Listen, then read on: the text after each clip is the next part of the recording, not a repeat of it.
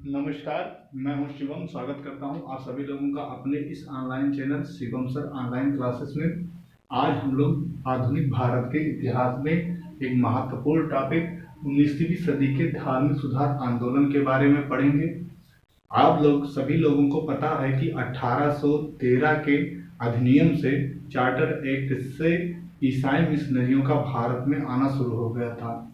वह लोग अपने धर्म का प्रचार कर सकते थे और अंग्रेजी शिक्षा को बढ़ावा दे रहे थे। फिर क्या हुआ कि उस समय जो हमारे हिंदू धर्म था उसमें उच्च वर्ग के लोगों के द्वारा निम्न वर्गों का अत्यधिक शोषण किया जा रहा था। तो निम्न वर्ग उनसे पूरी तरह परेशान था। तो उन लोगों ने ईसाई धर्म को अपनाना शुरू कर दिया, जिससे हमारे हिंदू धर्म में बहुत बड़ा परिवर्तन होने लगा। सब लोग ईसाई धर्म को स्वीकार करने लगे और अन्य धर्मों को अपनाने लगे। तो इसमें कुछ लोगों ने ऐसा काम किया कि मतलब उसी हिंदू धर्म में कुछ सुधार करने की कोशिश की। कुछ लोगों ने कानून की सहायता से उस हिंदू धर्म में आई कुरीतियों को दूर करने का प्रयास किया। उनमें से एक महत्वपूर्ण व्यक्ति हैं राजा राम मोहन राय। आज हम सब लोग राजा राम मोहन राय के बारे में विस्तृत और जहां तक समझ बन पाएगी अच्छी तरीके से जानकारी हासिल करेंगे और यह प्रयास करेंगे कि इनसे संबंधित सभी तरह के प्रश्न को आसानी से किया जा सके, चाहे जिस लेवल का पेपर हो। देखिए, तो सबसे पहले राजा राम मोहन राय को क्या क्या कहा जाता है, तो आधुनिक भारत का पिता कहा जाता है। इनको नव जागरण के अग्रदूत भी कहा जाता है। इनको भारतीय राष्ट्रवाद के जनक भी माना जाता है। इनको सुधार आंदोलन के प्रवर्तक भी कहा जाता है और इनको नव प्रभात का तारा भी कहा जाता है। और यहाँ तक कि सुभाष चंद्र बोस ने इनको युगदूत भी कहा है। किसने? सुभाष चंद्र बोस ने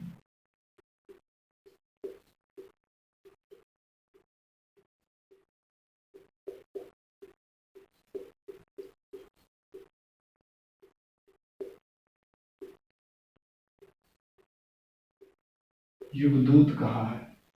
ये लाइन इंपॉर्टेंट है। एक बार लोअर पीसीएस में आया हुआ था कि युगदूत किसे कहा जाता है? राजा राम मोहन राय ने।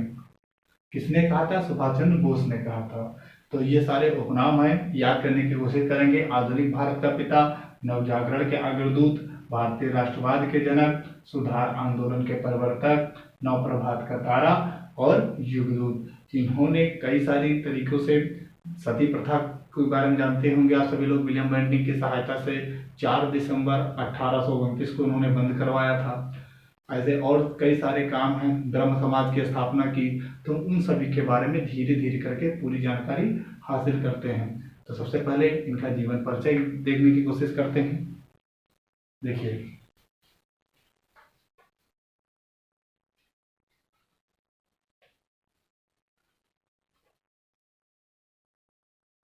सबसे पहले इनका जन्म कब हुआ था? तो इनका जो जन्म है, इनका जन्म हुआ 20 मई 1772। इनका जन्म हुआ 20 मई 1772 को। और जन्म स्थान है बंगाल के हुगली जिला के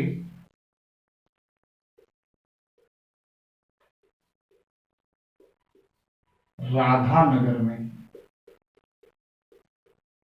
तो इनका जन्म हुआ 20 मई 1772 को। जन्म स्थान कहाँ पर है? तो बंगाल के हुगली जिला के राधानगर में। ठीक है। इनके पिताजी का नाम था रमाकांत। इनके पिताजी का नाम था रमाकांत। और रमाकांत था। जब ये 15 वर्ष के थे तो इन्होंने एक लेख लिखा। उस लेख में इन्होंने मूर्ति पूजा का विरोध किया। अब मूर्ति पूजा का विरोध करने के कारण इनके पिता रमाकांत जी ने उनको घर से बाहर निकाल दिया। तो जब घर से बाहर निकाल दिया तो ये नेपाल चले गए, और नेपाल जाने के बाद वहाँ पर इन्होंने बौद्ध धर्म की शिक्षा ग्रहण की। अब एक आप लोग जानते होंगे कि नेपाल एक ऐसा देश है जो बौद्ध धर्म को बहुत तेजी से अपनाने वाला देश है। ठीक है, तो भारत में बौद्ध जन्म लिया और नेपाल सबसे ज्यादा तेजी से अपनाया। नेपाल, श्रीलंका, ये सब बौद्ध धर्म से प्रभावित थे। ठीक है, तो वहां पर ये चले गए, और फिर रमाकांत जी की मृत्यु, इनके पिताजी जो थे रमाकांत जी, इनकी मृत्यु हो गई 1803 ईस्वी में। 1803 ईस्वी में इनकी हो गई मृत्यु। और जब इनकी मृत्यु हो गई तब राजा राम वापस आए, और वापस आने के बाद में जहां पर इनके पिताजी काम करते थे, विलियम डिग्बी के यहाँ। कहाँ काम करते थे? William Digby.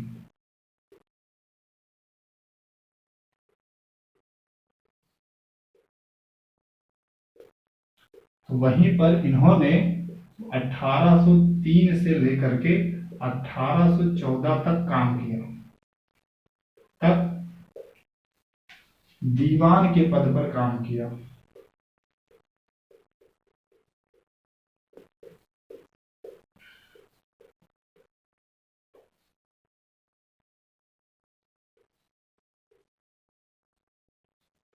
और यहीं पर काम करने के दौरान इन्होंने अंग्रेजी भाषा में अच्छी खासी जानकारी हासिल की।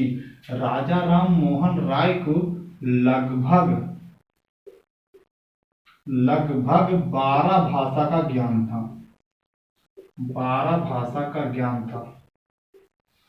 और इन 12 भाषाओं में कुछ इंपॉर्टेंट है, जैसे हिंदी, संस्कृत, अंग्रेजी, फारसी, फ्रांसीसी,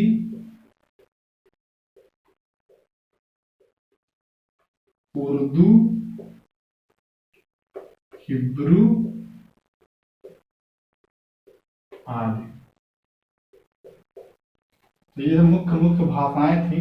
जैसे हिंदी हो गया, संस्कृत हो गया, अंग्रेजी हो गया, फारसी हो गया, फ्रांसीसी हो गया, उर्दू हो गया, हिब्रू हो गया। इस तरीके से कुल मिलाकर के इनको 12 भाषाओं का ज्ञान था। ठीक है, तो अब इतना पुनः एक बार देख लिया जाए। इनका जन्म 20 मई 1772 को हुआ।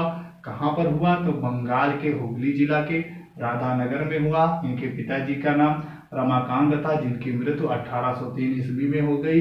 और पिता की मृत्यु से पहले जब ये 15 वर्ष के थे तो उन्होंने एक लेख जारी किया था।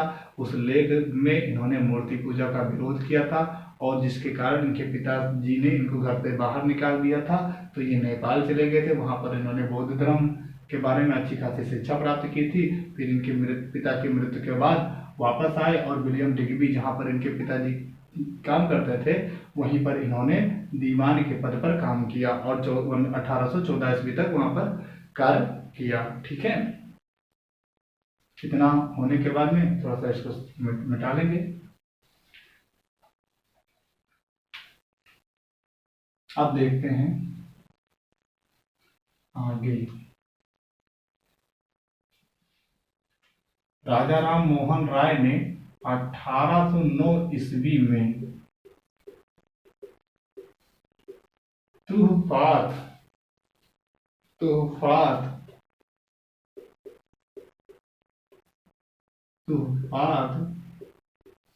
उल मुवाहिदीन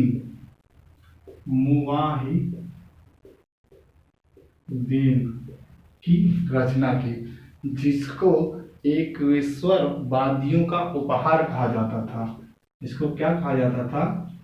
एकेश्वरवादी का उपहार।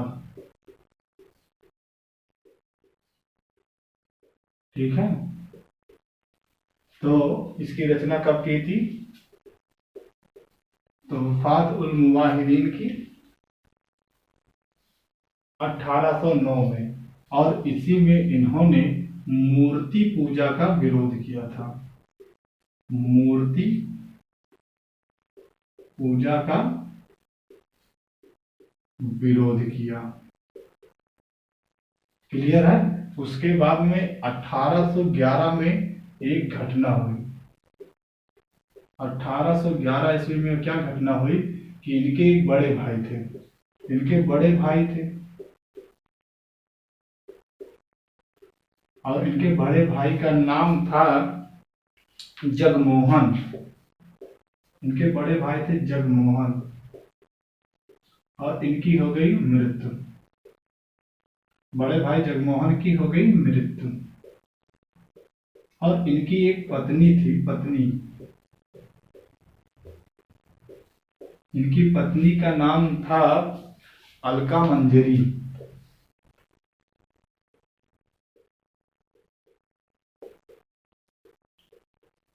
सुनिए, 1811 ईस्वी में इनके बड़े भाई जगमोहन की जब मृत्यु हो गई, तब इनकी पत्नी को क्या होना पड़ा, इन्हीं के साथ में सती होना पड़ा। जबरदस्ती उनको उस आग में झोंक दिया गया, जिससे इनको बहुत ग्लानि हुई और इन्होंने ठान लिया और अंत में 1829 में सती प्रथा अधिनियम को पारित करवा दिया।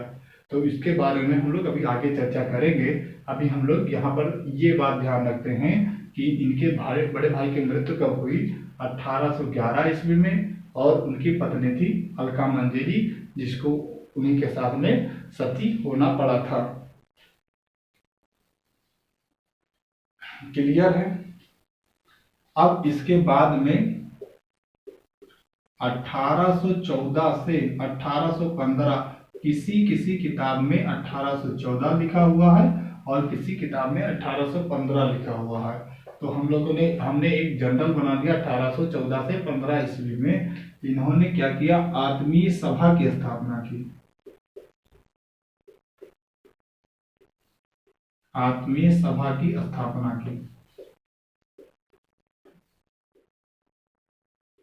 कब किया, 1814-15 में। इतना एक बार पुनः रिपीट करते हैं। तो 1809 ईस्वी में तुहफात उल मुवाहिदीन की स्थापना की, मतलब की रचना की, जिसको एकुशलवादियों का उपहार कहा जाता था, और इसी में इन्होंने मूर्ति पूजा का विरोध किया।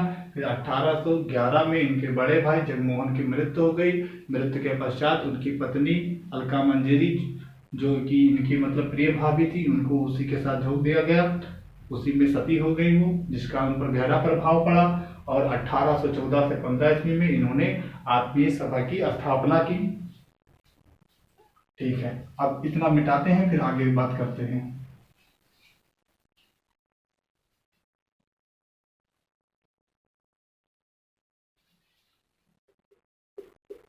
1816 ईस्वी में वेदांत सोसाइटी की स्थापना की।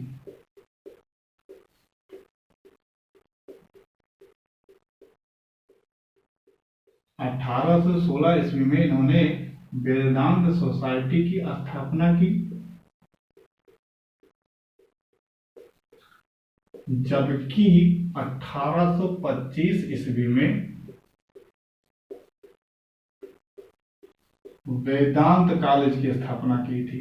ये दोनों बात एक साथ लिख देते हैं, इससे ये फर्क होगा कि हम कभी भी मतलब कंफ्यूज नहीं होंगे। तो वेदांत कॉलेज की स्थापना कब की गई, 1825 ईस्वी में। क्या इतना सा बात क्लियर हो पाया। अब 1820 ईस्वी में इन्होंने 1820 ईस्वी में precept of Jesus, precept of Jesus की रचना की। अब इसको 1823 ईस्वी में जॉन डिग्वी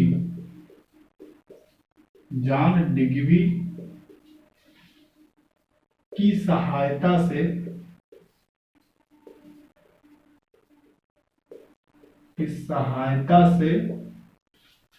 लंदन में प्रकाशित किया गया। लंदन में प्रकाशित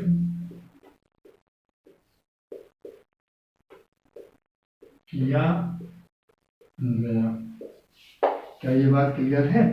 तो 1816 में वेदांत सोसाइटी की स्थापना की, 1825 में वेदांत कॉलेज की स्थापना की और 1820 ईस्वी में प्रीसेप्ट ऑफ जीसस की रचना की, जिसको 1823 ईस्वी में जॉन डिग्बी की सहायता से लंदन में प्रकाशित किया गया। और 1821 ईस्वी में कलकत्ता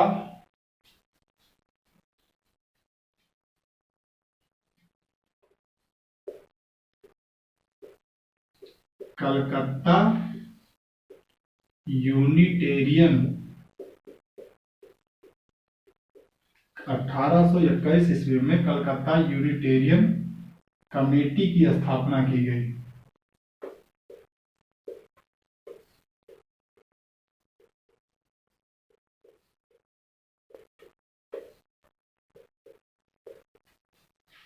ठीक है, किसके द्वारा? राजा राम मोहन राय के द्वारा।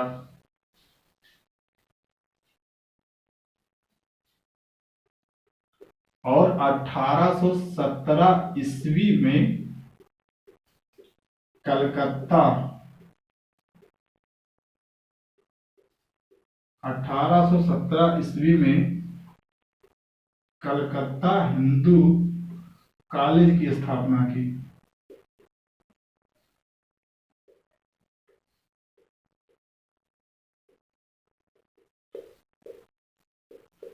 और कलकत्ता हिंदू कॉलेज की स्थापना करने में इनकी सहायता जिसने की थी?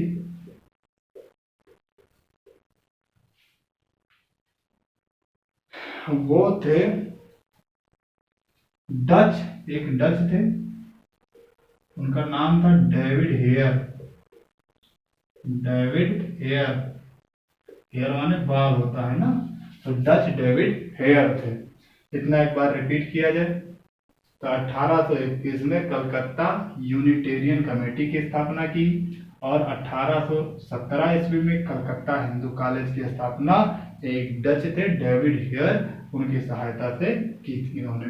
इतना बात क्लियर हो गया।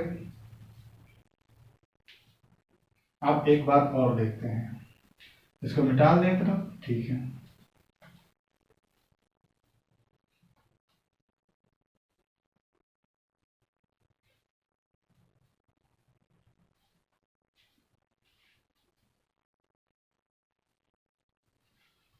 देखो, राजा राम मोहन राय को पत्रकारिता का अग्रदूत भी कहा जाता है। क्यों कहा जाता है? 1821 ईस्वी में संवाद कौमुदी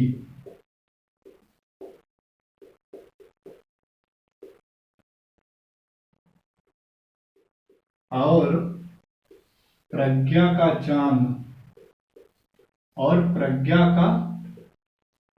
चांद नामक पत्रिका का प्रकाशन किया, और ये दोनों पत्रिका बंगाली भाषा में थे, ठीक है। और संवाद कौमुदी एक साप्ताहिक पत्रिका थी।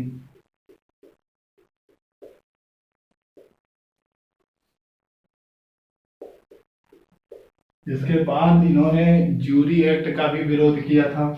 और फिर 1822 ईस्वी में इनकी एक और खास बात हुई थी, वो थी कि इन्होंने फारसी भाषा में मिरत उल अखबार की रचना की थी। फारसी में मिरत उल अखबार का प्रकाशन किया था।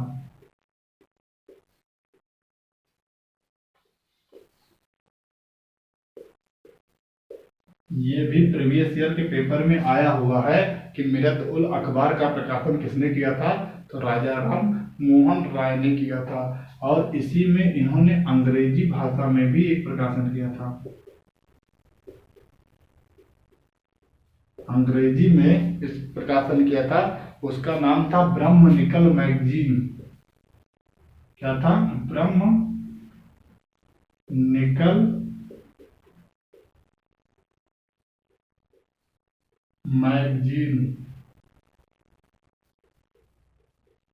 ठीक है, ये दोनों 1822 ईस्वी में इन्होंने किया था।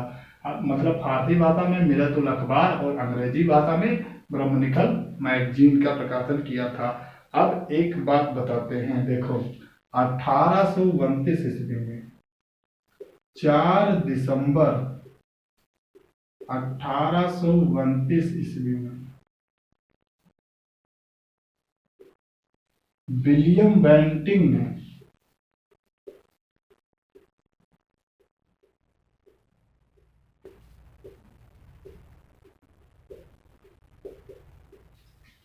सती प्रथा अधिनियम,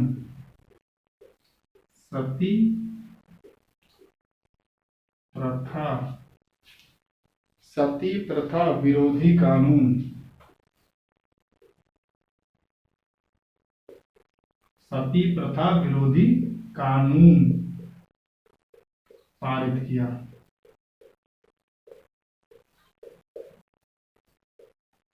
और यह जो कानून था, ये कौन से कानून नंबर था? तो 17 नंबर था। ये लाइन इंपॉर्टेंट है। इसको कानून पारित किसने करवाया?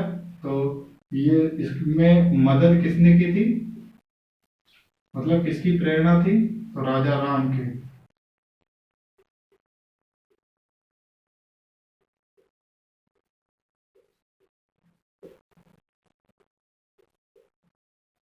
ये लाइन बहुत इंपॉर्टेंट है। यहाँ से वनडे में जितने भी वनडे का पेपर होता है उसमें घुमा फिरा करके ये क्वेश्चन जरूर डाल दिया जाता है।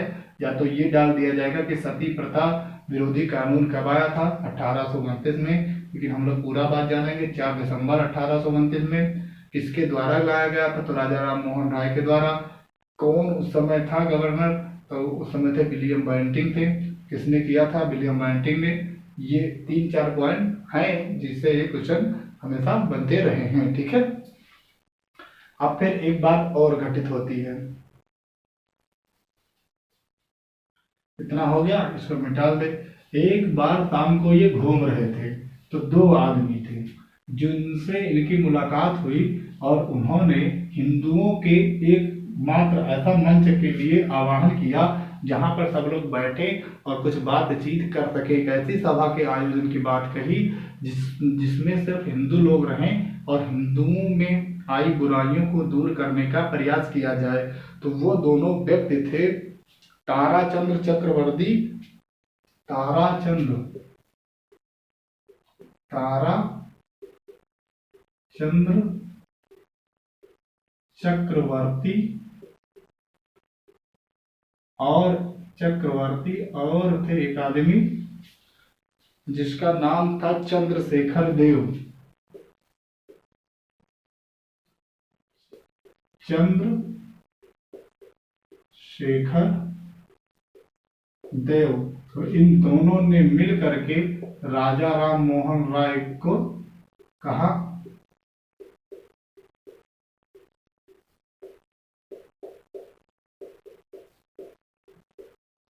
कि कुछ ऐसा काम करो जिससे सब लोग इकट्ठा हो जाए। तो फिर राजा राम मोहन राय ने क्या किया कि 20 अगस्त को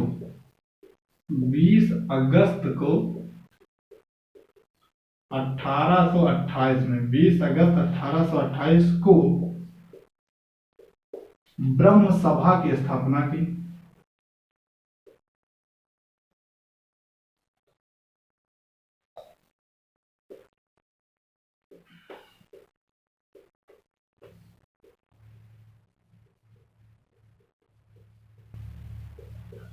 और यही ब्रह्म सभा आगे चल करके इसका नाम हो गया ब्रह्म समाज। ब्रह्म समाज। तो आपसे पूछ ले प्रश्न में कि ब्रह्म समाज की स्थापना का श्रेय किसको जाता है? तो राजा राम मोहन राय को जाता है। लेकिन किसके कहने पर किया था? तो ताराचंद्र चक्रवर्ती और चंद्रशेखर देव के। पहले इसका नाम था ब्रह्म सभा, उसके बाद में इसका नाम पड़ गया ब्रह्म समाज। क्या ये बात क्लियर है? उसके बाद में एक और घटना घटती है कि बात है 1831 में। कुछ किताबों में 1830 लिखा हुआ है, लेकिन जो एनसीईआरटी है वहां पर 1831 लिखा हुआ है। तो वो 1831 में अकबर द्वितीय ने 1831 में अकबर द्वितीय ने मुगल सम्राट अकबर द्वितीय ने 1831 में क्या किया? राजा की उपाधि इनको दे दी।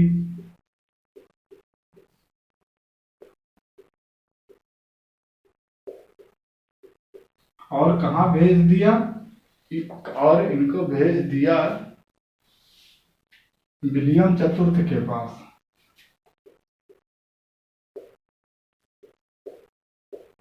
विलियम चतुर्थ के पास इनको भेज दिया कि जाएं और इनके पेंशन को बढ़ाने की बात करें। तो ये गए, और जब ये पहुंच गए तो वहीं पर इनकी मतलब बात रखी, और वहीं पर 27 सितंबर को 27 सितंबर को 27 सितंबर 1833 को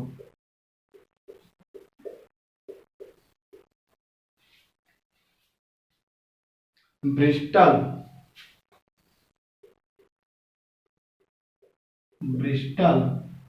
जो कि इंग्लैंड में है, उसी इंग्लैंड में इनकी मृत्यु हो गई। इंग्लैंड में मृत्यु हो गई, और इनकी मृत्यु का कारण था मेनिंजाइटिस रोग। क्या था?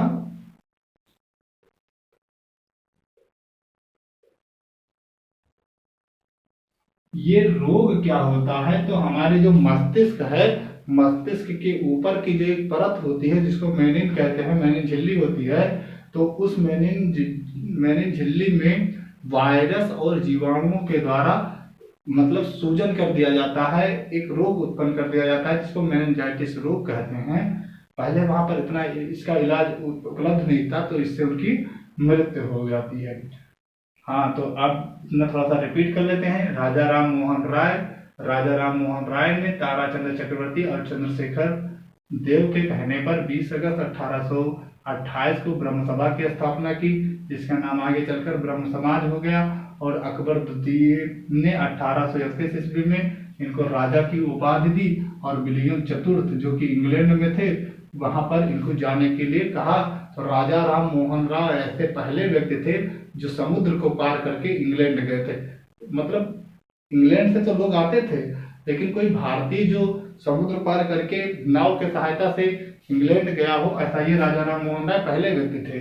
लोग कहते थे कि समुद्र के पार जाओगे तो लोग तुम्हारी मृत्यु हो जाएगी, समुद्र को पार करना नहीं चाहिए। इन्होंने उनकी मतलब अंधविश्वास को दूर किया, और ये गए। तो जब गए तो भी इनकी वहां पर मृत्यु हो गई, लेकिन इनकी मृत्यु का कारण वह अंधविश्वास ना होकर के मेनिंजाइटिस रोग था। ठीक है, आज इतना ही। अगर आप सभी लोगों को समझ में आया हो तो एक लाइक और कमेंट जरूर करें, और अगर आप नए हैं, अगर चाहते हैं कि आप और कोई वीडियो डालें तो उसको भी आप देख पाएं, तो हमारे चैनल को सब्सक्राइब करें। धन्यवाद।